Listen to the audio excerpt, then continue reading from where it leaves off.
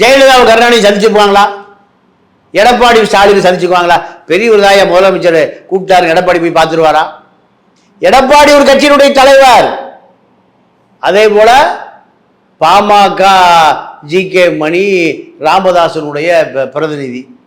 அப்போ அவர் டெல்லிக்கு போறாருன்னா உடன்பாடு வந்து கொள்கை கூட்டணி வந்த பிறகுதான் சரி அவர் கூப்பிடுறாரு, போய் பார்க்கணும். இதெல்லாம் மரியாதை நிமித்தம்லாம் கிடையாது. பாமக ராமதாஸ திருமாவளவன் தொலைபேசியில் தொடர்பு கொண்டு பேசுகிறார்.